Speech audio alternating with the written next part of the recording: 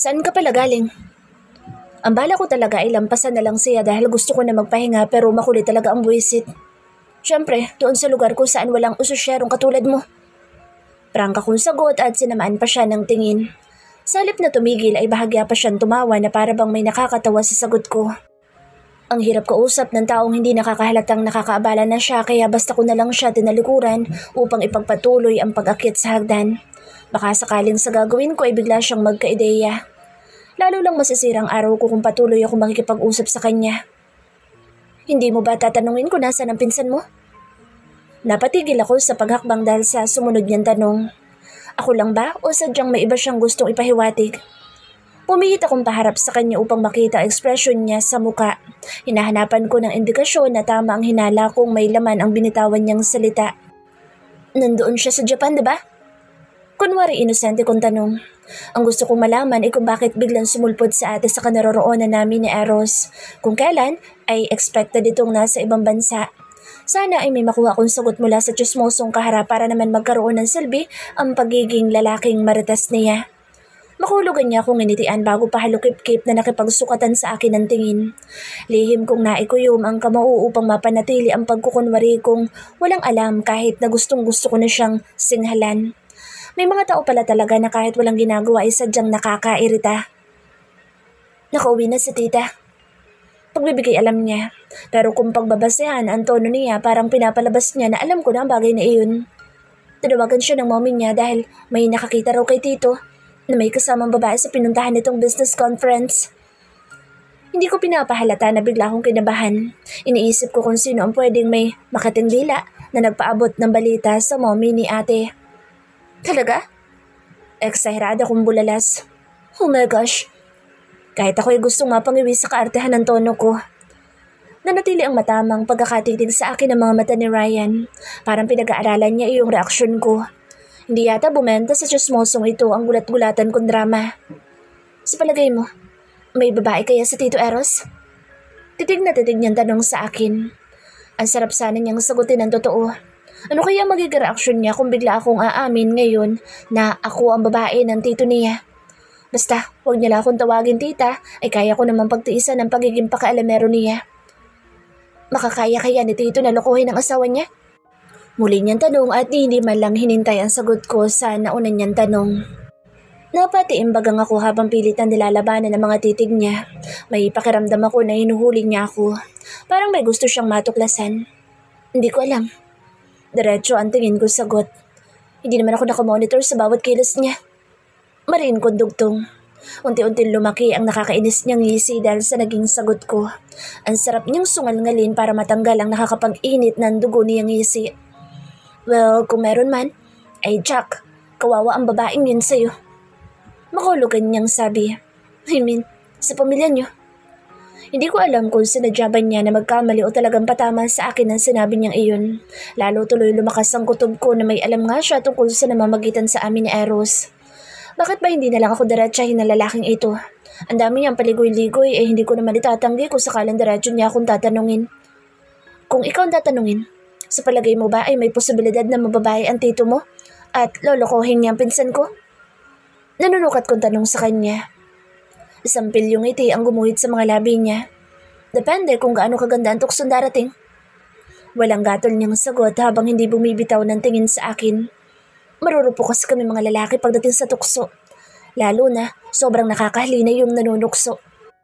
Ako na ang umiwas ng tingin dahil nakakaasawa na rin ang patuloy na makipagtitigan sa kanya. Gayong parang gusto niyang basahin ang mga iniisip ko habang nagsasalita siya. Well, labas na ako dyan. Balo wala akong pahayag. Problema na nila mag-asawa yan. Nang ibalik kong muli ang tingin sa kanya ay nahuli ko pa ang pagtaas ng kanyang kilay na ikinataas ng presyon ng dugo ko dahil sa gigil. Ang sarap talagang yakapin sa leeg na lalaking ito sabay balibag. Anak nga talaga ito ni Maura. Pinapainit ang ulo ko. May something talaga sa kanyang mga reaksyon na nakakaimbiyerna. Alam mo Ryan, kung ako sa'yo, mas pagtutuunan ko ng pansin ang sarili kong buhay kaysa makialam sa buhay ng ibang tao. Nagpipigil kong payo sa kanya. Hindi naman ibang tao sila tito at tita. Hindi nagpapatalo niyang tugon. At talagang sinusubok ng gago na titira kong kabaitan. Ikapapahamak mo talaga yung pagiging pakaalamero mo. Tiimbagang kong wika. Kung gusto mong makaalam sa buhay ng iba, pwede ba? Huwag mo na ako idamay pa. Maghanap ka na ibang kausap. Huwag mo sabihin na hindi ka curious kung sino ang kasamang babae ni Tito Eros. Naaliw niyang saad. Itong pag-uugali niyang hindi dapat pamaresan. Kita na ngang nagpipigil na ako sa galit ay alam niya talaga kung papaano ako lalong asarin. Kailan mo ba lubusang maintindihan na wala kong pakialam? Mataray kong sagot. Tumangu-tango siya na wari naiintindihan na niya ang pinagsasabi ko pero nang muling sumilay, ang nakakainis ng ngisi sa mukha niya ay ngali-ngali ko na siyang bigwasan. Matagal na akong walang napapagpraktisan sa judo. Pwede ko kaya siyang ayain maging sparring partner? Magpapapawis lang kami. Lalabas ko lang yung galit ko kahit 5 minutes lang. Beach ba ang pinuntahan mo? Bigla niyang tanong. Halata sa pamumula ng balat mo na naligo ka sa dagat eh. Saan beach ka ba nagpunta? Wala ka nang pakialam doon. Mariin kong sagot. Resort din yung pinuntahan ni Tito. Hindi ko mapigilan ang pagbundol ng kaba sa puso ko. Sana ay sa kanya ka nalang sumama para mabantayan mo siya. Mariin ko siyang tanitigan. Sinusuri ko kung wala bang ibang pahiwatig ang pagkakasabi niya o sadyang nananadya na siya. Alam ba ng gagong ito na magkasama kami ni Eros? Pahinga ka na. Alam kong pagod ka. Bigla niyang pahayag habang hindi hinihiwalay ang tingin sa akin. Kung kanina ay gusto ko siyang layasan, ngayon naman ay gusto ko siyang questionin hanggang sa umamin sa anumang nalalaman niya. Hindi ko nga lang alam kung saan magsisimula sa pagtatanong. Sa loob ko ay nandoon iyong pangamba na baka nga tama ang hinala ko.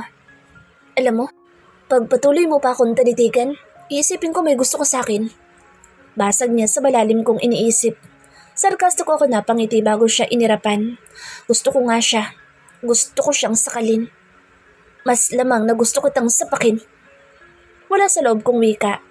Kusang lumabas sa bibig ko iyon nang hindi sinasadya. Mahina lang siyang tumawa. Ganyan ka ba pinalaki ng mga magulang mo? Natatawa niya pa ring tanong. Napaka-brutal. Dugtong niya pa. Bigla akong naalala si Maura na siyang nanay niya. Maayos naman akong pinalaki nito pero sadyang tumubo lang yung sungay ko. Hindi naman. Lumaki akong puno ng pangaral kaya nga hindi ako tsismosong katulad mo eh. Pasarin kong sagot. Hindi ko nalang idinagdag na inaaraw-araw ako ng sermon ni Papa na magsimula ako magrebelde. Hindi ako lumaking may nag-aalagang ina. Seryoso niyang pahayag. Agad akong natigilan. Sinisisi niya ba ako dahil ako ang inalagaan ni Maura sa halip na siya na tunay nitong anak? Bakit? Nasaan bang nanay mo? Kunwari ay walang alam kong tanong. Makulugan niya akong tanitigan bago nginitian. Ngiting kakikitaan ko ng hinanakit at may kalakip na galit. Sabi mo sa akin ay huwag makaalam sa buhay ng ibang tao. Sarkastiko niyang paalala. Huwag kang magbubukas ng topic kung ayaw mo naman palang matanong. Nakapamewang kong wika. Bigla siyang tumawa dahil sa pagsusungit ko. Ngayon ko lang nabigyan pansin na sa bawat pagtawa niya ay hindi ito umaabot sa kanyang mga mata. Nananatili doon iyong kislap ng lungkot. Pero bakit kaya pilit niya ipinapakita na masaya siya gayong hindi naman pala iyon ang nararamdaman niya? Ay, pupuntahan pa ako. Bigla niyang pahayag. Sa susunod na araw ko nalang sasagutin ang tanong mo. Pinanood ko siyang tumayo mula sa pagkakaupo sa sofa bago sinalansa ng mga papeles na nasa center table. Mukhang nagtatrabaho yata siya ng madatnan ko. Meron namang office dito sa bahay pero mas pinili niyang dito sa sala pumasto. Kunti na lang ay iisipin kong inaabangan niya ako. Nasaan pala mga gamit na dala mo? Bigla niyang usisa matapos mabitbit ang mga naayos na papeles.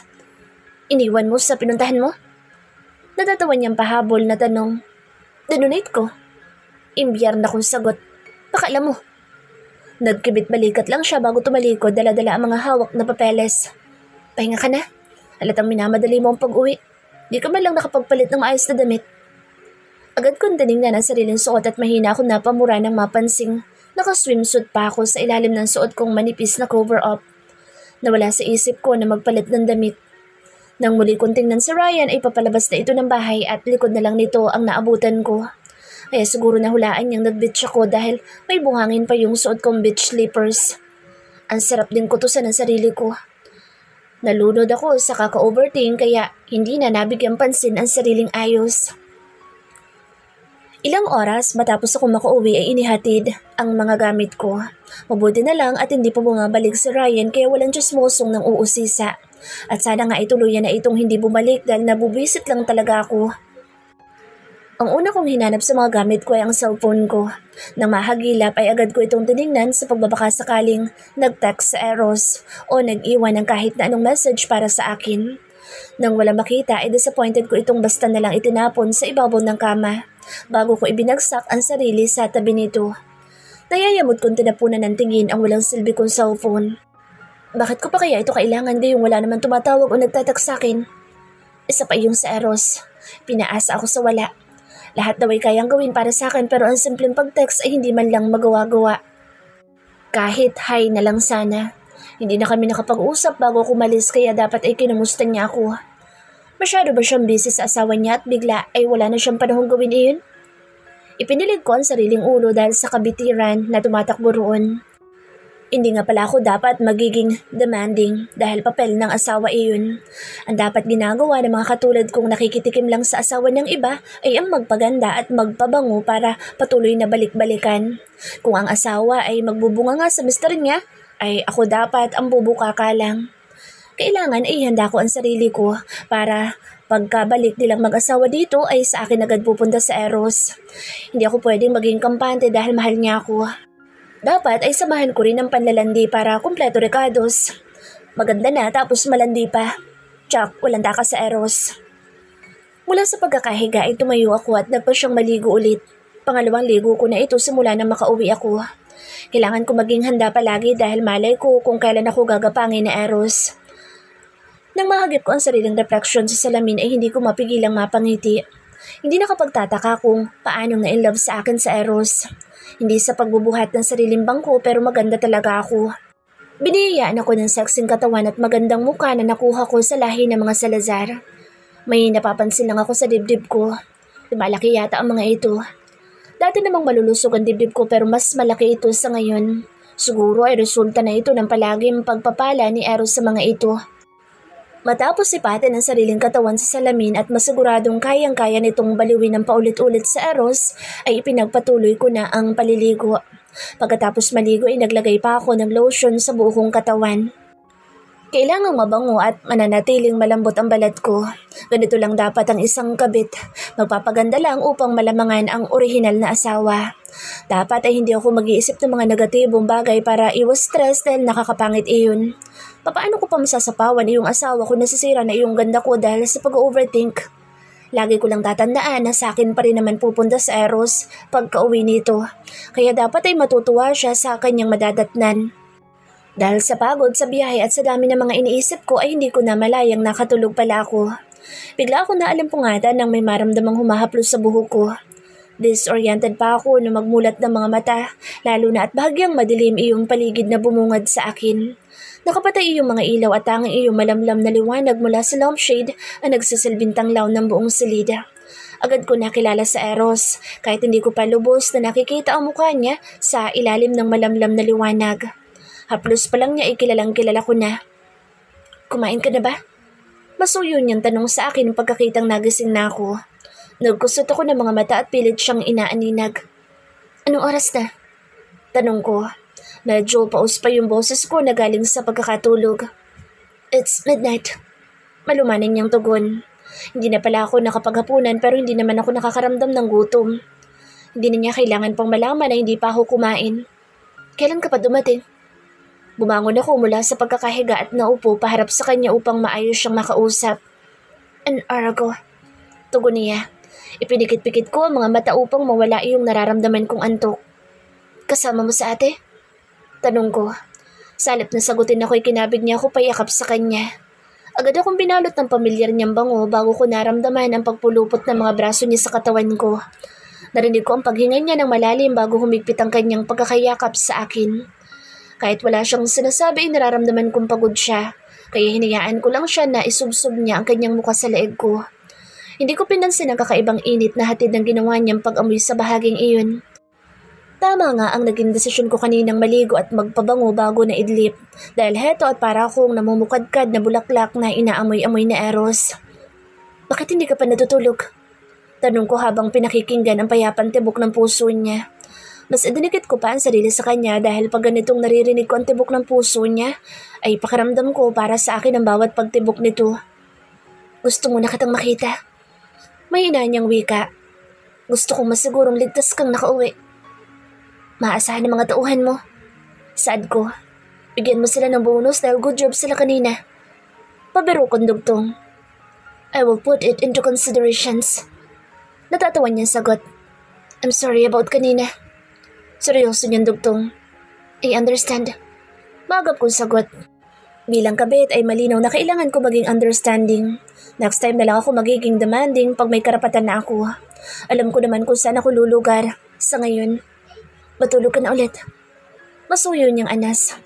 Pagkatapos mo akong gisingin, ipatutulugin mo lang ulit ako? Mapangakit kong tanong. Dinampian ko ng halik ang nakalabas niyang dibdib mula sa kanyang pangitaas na suot. Naglakbay doon ang mga kamay ko sa ilalim ng damit niya upang damhin ang matigas niyang katawan. Ngayon ko lang napagtanto na nakapantulog na pala siya pero ganoon pa man ay pumuslit pa talaga siya papunta rito sa silid ko. Iba talaga ang alindog ko. Susiguraduhin ko sa darating na mga araw ay lalo niya akong hahanap-hanapin. Wala pa siyang malinaw na desisyon sa kanyang asawa kahit na nagtapat na siya ng damdamin para sa akin. Kaya tutulungan ko siyang magdesisyon at anuman iyon ay titiyakin kong papabor sa akin. Ang lambot mo. Masarap mong yakapin. Anas niya habang pumipisil na sa bewang ko ang palad niya. Tom, you're breathtakingly beautiful. Namumungay ang mga matang wika niya habang pinapanood ang dahan-dahan kong pag-alis ng mga saplot sa katawan. And I'm all yours. Paanas kong tugon sa bayo ko upang paglapatin ang mga labi namin. I love you. Anas na araw sa tapat ng tenga ko na sunundan niya na magaang halik sa pawisan kong noo matapos ang mainit na tagpo sa aming dalawa. Pagod ako na paungol sabay subsob na muka sa balikat niya. Para akong hinihele ng malakas na kabog ng puso niya na sinasabayan naman ng sarili kong puso. Napasama ako sa kanya nang umayo siya ng pagkakahiga. Dito ka na matulog. Inaantok kong paglalambing sa kanya. Hahanapin ako ni Sandra. Mahina niyang sagot. Kahit sa inaantok kong diwa ay may konting kurot akong naramdaman sa puso ko. I'm sorry. Pahabol niyang sabi. Lalong nadagdagan yung sakit dahil kahit palabok ang bibig niya ang pagmamahal para sa akin, ay kailangan niya pa rin bumalik sa asawa niya. Ano ba ang laban ko sa orihinal? Ako nga ang mahal, pero ito ang iniharap sa altar. Bigla ay may ideya ako naisip. Agad na wala ang nararamdaman kong antok at pagod. Kung gusto kong manatili sa tabi ko sa Eros buong magdamag, ay kailangan kong baguhin ang isip niya. At kung hindi ko ito mababago, ay pwede ko siyang pagurin para hindi na niya isipin pang umalis dahil sa pagod.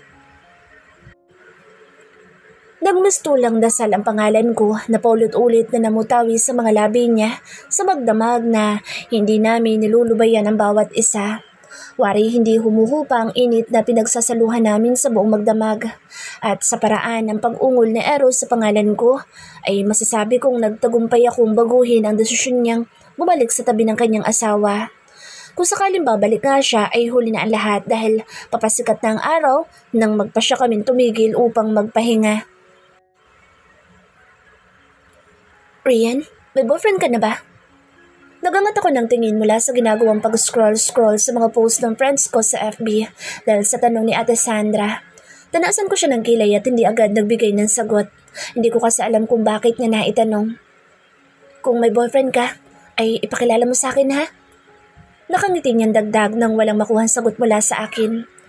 Gusto ko makilatis ang sino mang nagugustuhan mo. Kilalang kilala niya kung sino ang kasalukuyan kong nagugustuhan. Wala po akong boyfriend. Hindi ko mukurap kung tugon. Hindi ko naman boyfriend ang asawa niya. Pang teenager lang iyong boyfriend-girlfriend na iyan. Halos inuumaga na palagi sa silid ko yung asawa niya kaya degrading kung tatawagin ko itong boyfriend dahil una sa lahat ay hindi na ito boy. Bruskong mama na ito na kaya kong ibalibag sa kama. Imposible naman. Bulalas niya. Pero may mga manliligaw ka? Tuluyan ko na ibinaba ang hawak na cellphone upang makausap siya ng maayos. Nahawaan ba siya ni Ryan sa pagiging chismoso? Wala ko nagugustuhan sa kanila. Prangka kong sabi. Meron ako isang type, pero may problema lang. Ano yung problema? Interesado niyang tanong. May girlfriend siya. Diretsahan ko sagot habang pinagmamasta na magiging reaksyon niya. Saglit siyang napaisip at tumigil sa ginagawang pag-spray ng mga bulaklak ng orchids niya at lumapit sa akin. Pinanood ko siyang magtanggal ng suot na gloves. Agad na may lumapit sa aming katulong upang tumapos sa ginagawa niya kanina. Hinintay niya munang makalayo ang katulong bago bumaling sa akin. Umanap ka na lang iba, yung walang sabit at baka awayin ka pa ng girlfriend. Payo niya. Hindi naman ako takot dun sa girlfriend. Naaliw kong sagot. Gusto rin naman ako ng lalaki kaya pwede ko naman siguro siyang agawin, di ba? Bumadahas sa mukha niya ang pag-aalinlangan. Hindi mo pa ba boyfriend yung lalaki? Tanong niya. Hindi pa. Maikli kong sagot. Mas makabubuti siguro kung iiwasan nyo na lang ang isa't isa habang nasa isang relasyon pa yung lalaki. May hinahon niyan sa Ada. Paano kung mahal ko na? Nanunubo kong tanong. Rian, mukhang hindi yata magandang tingnan gayong meron siyang iba. Aniya, at hindi ka pa sigurado kung pagmamahal nga yung nararamdaman mo. Hindi pa naman kayo at bata ka pa. Magbabago pa yung nararamdaman mo. Marami naman dyan, yung mga walang girlfriend. Hindi pa nga kami pero may nangyari na sa amin. Seryoso kong pahayag. Ano? Gulat niyang tanong. Bakit mo ginawa yun? Bakit ka pumatol doon sa taong may ibang karelasyon? Totoo ang pag-aalalang ipinapakita niya pero wala akong panahon upang pagtuunan iyon ng pansin. Mas gusto kong marinig ay kung ano maaari niyang ipayo sa akin. Mahal ko siya. Walang gatol kong tugon. Mahal ka ba niya? Balik tanong niya. Hindi pa rin nagbabago ang pag-aalala sa mukha niya. Sabi niya. Kibit balikat kong sagot. So bakit hindi niya iniiwanan yung girlfriend niya para sa'yo? Seryoso niyang tanong. Kung totoong mahal ka niya ay dapat makipaghiwalay siya doon sa girlfriend niya. Bakit hindi iniiwanan ng ibang mister ang asawa nila para sa kabit? Balik tanong ko. Bakit naitanong mo yan? Nagtataka niyan tanong. Girlfriend lang naman meron yung lalaki, di ba? Hindi pa naman sila kasal. Magbabago ba ang sitwasyon kung kasal na nga yung lalaking pinatulan ko? Hindi nagpapatinag na sinalubong ko ang kanyang tingin. Parang gusto kong matawa sa nakikita kong pagkalito sa buong mukha niya. Rian, huwag ka naman magbiro ng ganyan. Hindi ako nagbibiro ate. Giit ko. Totoong pumatol ako sa taong may pamilya. Biglang namutla ang buo niyang mukha at hindi mapakaling napakapit sa pinakamalapit na upuan. Bakit mo ginawa iyon? Mahina pero problemado niyang tanong. Alam ba ng mga magulang mo? Hindi. Maikli kong sagot. Para nangihina siyang napaupo sa katapat kong upuan. Yung gobernador ba tinutukoy mo? Nautal niyang tanong.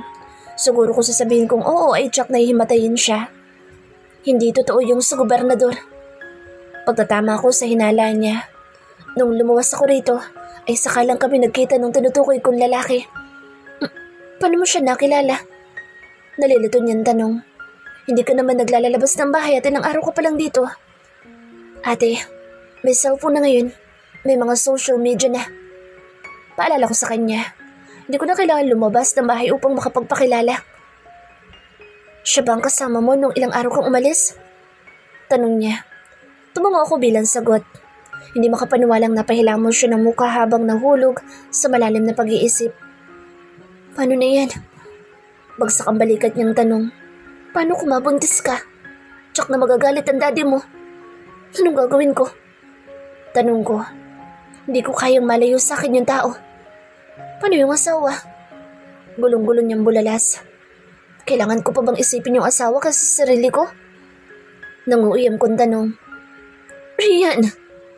Patdang sambit sa pangalan ko nito. Bakit ka ganyan? Hindi mo ba naiisip na kasalanan sa kanya itong ginawa mong pagpatol sa mister niya? Kapag ba nagmamahal ay kailangan pa mag-isip? Buwalta kong tanong. Mahal ko pa rin siya. May asawa man siya wala. Hindi yan pagmamahal. Matigas niyang wika. May tao kayong matatapakan at masasaktan ko, ipapatuloy niyo pa rin iyan. Hanggang wala pang mas malaking problema, dapat layuan mo na ang lalaking iyan. Tahimik kong pinagmasdan ang determinado niyang mukha bago ako bumunghalit ng malakas na tawa. It's a prank! Tumatawa ko sabi. What? Niloloko lang kita, ano ka ba? Tumatawa ko pa ring wika. Kung nakikita mo lang ang mukha mo, parang bigla ipasan mo ng mundo. You mean, hindi totoong pumatol ka sa may asawa? Naninugurado niyang tanong. Sa tingin mo ay pangkabit material lang ganda kong ito? Nakataas ang kilay kong tanong. Nakita ko siyang nakahinga ng maluwag bago napasandal sa upuan. Kinabahan ako sa'yo. Reklamo niya. Akala ko talaga totoo. Huwag mo na nga akong bibiruin ng ganyan. Nakasabay na din siya sa pagtawa ko. Habang tinitingnan ko siya ay may panghihinayang ako nararamdaman sa loob ng puso ko. Kung hindi lang sana siyang asawa ni Eros, ay tsak, magiging maganda ang relasyon namin magpinsan. Lalo na't nakikita kong totoo ang concern niya sa akin. Naalala ko bigla ang mga nakatatanda kong kapatid. Kung papipiliin ay mas gusto ko pa maging kapatid sa Ate Sandra kaysa sa mga iyon, pero itinadhana yata kaming maging magkaagaw sa isang lalaki kaysa maging magkapatid. Mukhang nagkakatuwaan yata kayo ah. Sabay na nabaling ang atensyon namin ni Ate Sandra sa bagong dating. Mabilis akong umayos sa pagkakaupo dahil sa walang abisong pagdating ni Tita Lara. Bakit ba napapadalas ang pabigla-bigla nitong pagsulpot nitong mga nakarang araw? Ito kasing si Rhea, niloloko ko. Pabirong sumbong dito ni ate. Good afternoon po, Tita Lara. Bati ko rito. Wala kang pasok? Nakataas ang kilay nitong tanong sa akin. Wala po. Maikli kong tugon. Mommy, napadalo kayo? Agaw ni ate sa atensyon ng mommy niya. May kailangan po ba kayo? Ramdam ko yung namumuong tensyon sa paligid. Gusto kitang kausapin tungkol sa asawa mo. Pahayag ni tita. Can you leave us? Baling nito sa akin. Mom! Nananaway na tawag dito ni ate. She could stay. This is a family matter.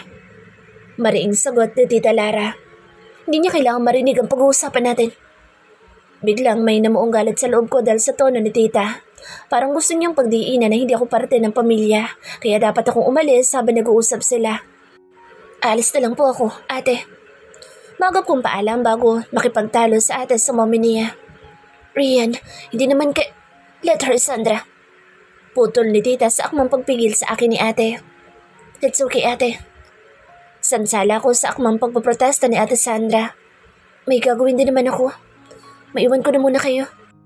Nang tapunan ko ng tingin si Tita Lara ay sinalubong ako ng matalim nitong tingin. Malinaw ang nakalahad na disapproval sa mukha niya. Wala pa nga itong alam sa ginawa kong pagpatol sa manugang niya pero halatang ayaw na niya sa akin. What more kung matutuklasan nitong ako ang kinababaliwang babae ni Eros. Baka atakihin itong bigla. Sayang naman at matatagalan pa iyon. Ang sarap sanang mapaaga para kahit paano ay mabawasan ang smugness nito sa mukha. Kimi kong nginitian si tita para isipin niyang ginagalang ko pa rin siya kahit napakabruha niya. Si Maura nga na nagpalaki sa akin ay nagawa kong sugot-sugutin. Kaya huwag siyang magiging kampante na hindi ko siya babarahin pag napuno na ako sa katarayan niya. Hindi ko naman siya kaano-ano kung tutuusin. Huwag siyang masyadong mayabang. Dugong Salazar ako habang nanay lang siya na isang Salazar. Agad akong tumalikod habang kaya ko pang magpigil. Mommy, huwag mo naman kausapin ng ganun si Rian. Wala akong maling ginawa, Sandra. I just ask for privacy. Narinig ko pa silang nagtatalo bago ako tuluyang nakalayo. Nangihingi lang ng privacy tapos ganoon na yung tono niya. Masyadong mataas ang tingin niya sa sarili na para bang may karapatan siyang utos-utusan ako. Bigla akong napahinto sa paglalakad nang maalala ang pag-uusapan nila ni ate. Kung hindi ako nagkakamali ay tungkol iyon kay Eros. Mabibilis ang mga hakbang na bumalik ako sa pinanggalingan. Gusto kong makinig sa sasabihin niya. Malapit sa laundry area yung kinapopwestuhan nila kaya pumasok ako doon. Nagkataon namang wala ibang tao sa loob kaya malaya akong nakakagalaw. Agad ako lumapit sa bintanang nakatapat mismo sa kinaroroonan nilang mag-ina. Maingat kong binuksan ng konti ang bintana upang marinig ang pag-uusap nila. Lumingon-lingon muna ako at baka merong biglang dumating. Upang makasiguro ay isinara ko iyong pinto bago bumalik sa bintana. Wala akong naririnig kaya sinilip ko pa kung nandoon pa ba sila. Likod ni Tita Lara ang agad kong nakita. Saka ako lang napansin na may katulong palang naghahatid ng inumin kaya hindi pa sila nagsisimulang mag-usap. Hindi nila ako makikita o mapapansin dito sa kinaroroonan ko dahil kalimitang one-way mirror ang mga salamin sa mga bintana ng bahay na ito at natatabunan din ng mga alagang orchids ni ate ang bahaging kinaroroonan ko. Ano po ba yung tungkol kay Eros na gusto niyo pag-usapan? Agad na simula ni Ate Sandra pagkaalis ng katulong. Napaamin mo na ba siya? Tanong na pabalik ni Tita Lara. Mommy, anong aaminin ng asawa ko kung wala talaga siyang ginagawang kasalanan? Tila napapagod na sagot ni ate. Anong wala? Bulalas ni tita. Huwag mong pagtatakpan ng asawa mo. Pareho nating alam na marupok sa tukso ang mga lalaki. Huwag niyo pong itulad kay Daddy ang asawa ko. Huwag kang tanga. Pakaramdaman mo ang kilos ng asawa mo. Wala pong babae sa Eros. Giit ni ate. Kung hindi siya aamin, ay hulihin mo sa akto bago ka pa magising na pinalitan ka na. Habang nagtatalo silang dalawa ay tuminong sa isipan ko yung sinabi ni ate tungkol sa daddy nito. Bakit nabanggit niya si Tito Leo? Naputol ang anumang tumatakbo sa isip ko nang biglang may kamay na tumakip sa bibig ko kasabay ng paglapat sa likod ko ng matigas na katawan. Napaungol ako sa isip nang makilala ang pamilyar na amoy ni Eros na agad na gumising sa natutulog kong kalandian. Ano yung sinisilip mo? Pabulong na tanong sa akin ni Eros. Hindi ko naman siya magawang sagutin dahil nakatakip pa rin sa bibig ko ang kamay niya. Pero naririnig naman niya ang mga nag-uusap kaya hindi ko na rin kailangan pang sagutin ang tanong niya. Mas gusto ko pang mabigyan ng tugon ang sinisigaw na sarili kong katawan. Kaya sinadya kong ikiskis ang pang-upo sa bagay na nararamdaman ko nakatutok doon.